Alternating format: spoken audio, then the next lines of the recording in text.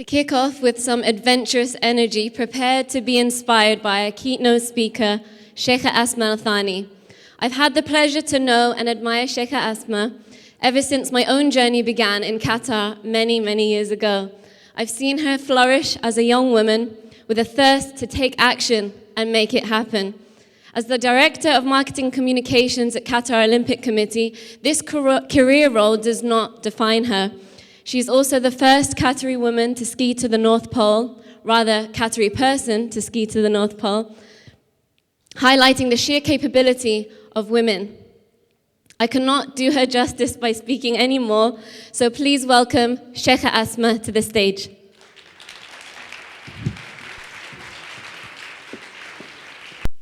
Assalamu alaikum. Good morning, everyone. I'm so honored to be around so many beautiful women.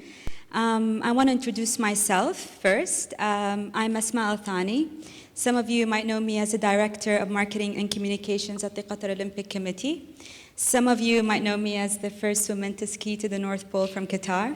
Some of you might know me as the shorty who believes that no mountain is too high for her to climb. So I want to start talking about sports and why I love sports so much. Sports has inspired me to do so many things. I've seen athletes achieve, I've seen athletes fall, I've seen athletes try the hardest, blood, sweat, and tears to achieve their goals. And it always has inspired me as a child. I've been the captain of the football team in school for 3 years in a row. I've been playing basketball, although I was the shortest one on the team. I played netball, I played all types of sports, and I've always found that as an inspiration. I was the Director of Marketing and Communications for the Handball World Championships in Qatar in 2015. It was my first role in sports, and it pushed me in so many ways. It was very, very difficult. It was my first time to work in sports. I was passionate about it, but I knew nothing about handball. And I took that as an opportunity to learn, to push myself. I would reach home at 1, 2, 3 a.m. in the morning, find the doors locked to the house, and I still continued to achieve the goals and to make this championship the best ever. Why do I love sports? Sports has the power to transform lives. I've seen athletes, again, fall. I've seen athletes cry as they've become second place. And I've seen athletes that were inspired by their journeys when they came to Qatar. As you see in the photo, this was one of my most inspirational moments, to be honest. This is a runner from the US team. They are Paralympic runners. One is a guide, and one is completely blind. And what happens is that they run together, hand by hand, connected, and they achieve greatness. They run as fast as Olympic athletes, able Olympic athletes. What I learned from these athletes is trust. Trust in your team members, trust in the people around you to help you achieve greatness. There is a quote that always resonated whenever I see these moments, and it's from Nelson Mandela. Some of you might know it, but let me repeat it again. Sport has the power to change the world. It has the power to inspire, the power to unite people in a way that little else does. It speaks to a youth in a language they understand. Sports can create hope where there was only despair. It is more powerful than governments in breaking down racial barriers. It laughs in the face of all types of discrimination. And that is one of the things that kept on going in my mind as I worked in the Qatar Olympic Committee. When I was young, I wrote a bucket list. I was 14 years old, I think, and I wrote many, many things, simple things like, when I grow up, I want to drive a car. I want to graduate university. I want to have a master's. I want to climb a mountain. And that bucket list was lost in all the papers in my room. And a couple of years ago, I was cleaning out these papers, And I found that bucket list. And in that bucket list, I just sat down and I was so overwhelmed that as I started to read, I crossed out the things that I've already achieved for the little Asma that sat there when she was 14 years old. One of the things that I saw was climb a mountain. And at that time, I remember I was very stressed. I was working in a high demanding job, like I said, in 2015. And I took that as an opportunity to get stronger, to get healthier, and to push myself forward to achieve such a challenge. I remember I went to my mom and dad and I said, I want to climb Mount Kilimanjaro. And they just looked at me like, really, Asma, do you really want to do this right now? You are doing so much, you are so stressed at work. And I looked at them and I'm like, I can do this. And I trained. I remember I would wake up at 6 a.m. in the morning, actually 5, to train at 6, to be ready to go to the office at 8, every single day. And in 2013, I became one of the first Qatari women to climb Mount Kilimanjaro, raising money to build schools in Palestine. Then, another challenge came on board. So down that list was as well, go to the North Pole. And I find this message on Facebook, and it said, women who want to achieve a challenge, who want to fight expectations, who want to achieve something and break down barriers, sign up and let's see how you can go. And the North Pole expedition is an expedition that brought women from the Middle East, from Europe, together to achieve a goal that nobody thought was possible. Many of us from the Middle East, to be honest, were the first women from their country to achieve that goal. For some of you who don't know where the North Pole is, it's at the top of the world. It's shifting ice packs that move every night. And we did the 100-kilometer ski. Again, as I said, we were women from Europe and the Middle East who achieved this challenge together. Now, the main reason for this challenge was how can we bring women who have never met each other, who are from different backgrounds, different cultures, different everything, to be honest, come together and achieve one single goal. Where countries can't achieve this goal, we women were able to break down these barriers and do this together. Now, the North Pole, this picture is actually from the helicopter that dropped us at point 0, basically.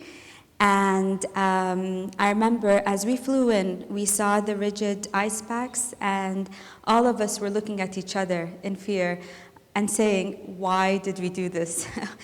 When we landed on our first day, it was minus 38 degrees.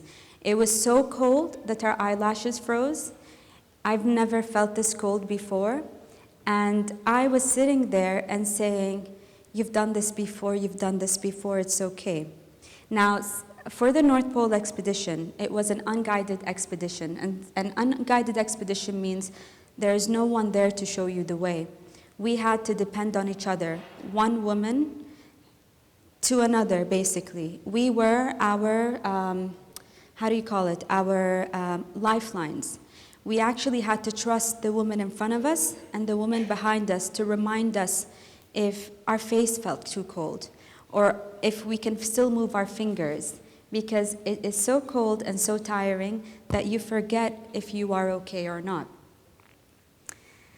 When we first landed, we started our ski, 2 lines behind each other and achieving this goal. Now, before the day we actually went to the North Pole, everybody was saying, you will not achieve this. All the guides that were in base camp were saying, 11 women, no guide, first time, you will be back on the first day.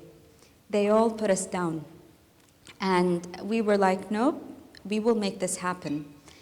And we skied behind each other 90 minutes every 90 minutes, and then 10 minutes break, 90 minutes, 10 minutes break for 7 to 8, sometimes 9 hours a day. Now, some of you would ask, why do we break only for 10 minutes? It's too cold to wait for longer. At the end of every day, we would set up our tents. As a group of women, each one of us had their role. Each one of us had to do something, and each one of us had to commit to the role that was assigned to her. So there was no chance for you to say, I'm tired, because all of us were tired. There was no chance to say, I can't do this. No, you have to do this. So putting all our fears aside and all our personal being tired and not being able to achieve this was not acceptable in such harsh conditions. 4 women would sleep in every tent. We would set up the tent. We had to do it in less than 15 minutes because we cannot be outside for longer. We would cook our food. How do we cook our food? Melt the ice to make water, and then we use that water to actually make our food. Some people would usually say it takes longer and it was very, very tiring, but that experience alone taught me that we take things for granted, and there are so many things that are precious to us. Water took me 30 minutes to do 1 liter, to melt ice for 30 minutes to do 1 liter, and we were 4 women, and we had to do 2 liters each. So you can imagine the amount of hours that we would sit just to melt the ice to make water.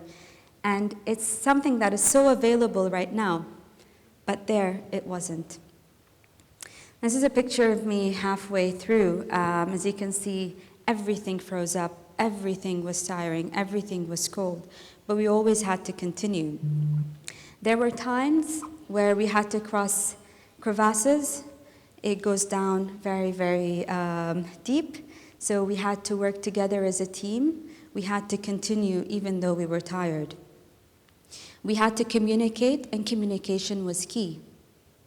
There were times when we had to cross the ice and you can see the water right beneath you, and we had to do it one by one to make sure that it does not break this time. And there were times where we stand outside and look at this beautiful view. What was so inspiring in the North Pole, and as we achieved that goal, was the North Pole didn't know who we are. It didn't know where we came from. It didn't know and didn't care that we're tired. It didn't know what we wanted to achieve. We had to go by and go every day with what the North Pole wanted us to do. So we had to submit and to continue. At the end of the day, we would gather around in our tents, tell stories, talk about our cultures, and talk about everything. Sometimes we fought, it was so tight, and sometimes we laughed. But then we continued. One of our days was so difficult that we had to take in our skis, our pulkas. Our pulkas had 30 kilograms of stuff each. So we had to pull that over the ice and sometimes had to pull that over the ridges. Some of the ridges were 2 to 3 meters high. So again, communication, working together as a team was very important. I remember on this day, it took us 6 hours to move 1 kilometer closer. 6 hours. And all of us were devastated. We were tired, we were exhausted, and we were so demotivated because of that. But of course, at 21st of April, 2018, at 7 p.m., we reached the North Pole. What was funny was, as we reached the North Pole kept moving, so each one of us claimed our own North Pole. One thing that you might not know is that we would sleep every day and wake up in a completely different place. And you had to hope that this day you go closer to the north rather than go south or east or west. Now, what did I learn from this? Why is it so important? I've learned that no challenge is too difficult. We do live busy lives. We do have a lot of responsibilities. But if we really do want something, we make time for it. If we really do want something, we achieve it. If we really do want something, we arrange our time and arrange everything to make it happen. And all of us do have that power. Now, We were women from all around the world. People said that we would not make it, but we were able to raise our country's flags in the North Pole. So my message to all of you is to work on your strengths, to participate and give input, to not be afraid to contribute and to contribute to anyone around you, to challenge yourself, make mistakes, but learn from them. No idea is too small, and no challenge is too difficult. Most importantly, through your journey, build friendships and family, and a network that will stand the test of time as you achieve your dreams. The more women inspired, the more we can achieve our goals. Lastly, I'd like to thank the organizers, the sponsors, and all of you for having me here today. As Mahatma Gandhi said, be the change you want to see in the world. Let's go out there and change the world. Thank you.